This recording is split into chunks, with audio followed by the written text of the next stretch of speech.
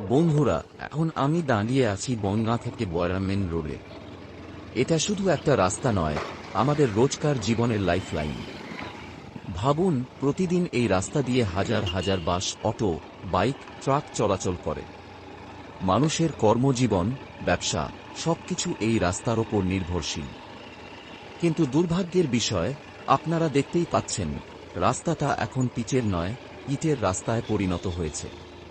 এটা পশ্চিমবঙ্গের তথাকথিত উন্নয়নের এক জ্বলন্ত উদাহরণ।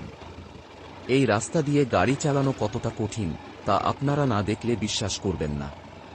ঝাঁকুনি, ধুলো আর জীবনের ঝুঁকি, এই নিয়েই আমাদের রোজকার পথ চলা। গতকাল এই উন্নত রাস্তার কারণেই ঘটে গেল এক মর্মান্তিক দুর্ঘটনা।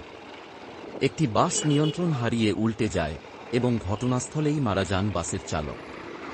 উনিও আমাদের মতোই একজন সাধারণ মানুষ ছিলেন, যার স্বপ্ন ছিল পরিবারকে ভালো রাখা। কিন্তু দুর্নীতির এই কালো থাবা তার সব স্বপ্ন কেড়ে নিল। আর আমরা তো সাধারণ মানুষ। আমাদের কাছে এর বিরুদ্ধে প্রতিবাদ করার মতো কিছু নেই। আমরা শুধু অসহায়ভাবে দেখতে পারি কিভাবে আমাদের জীবনের নিরাপত্তা প্রতিনিয়ত ঝুঁকির মুখে পড়ে। কিন্তু আর কতদিন? এর কি কোনো শেষ নেই? এই প্রশ্নটাই এখন সবার মনে ঘুরছে।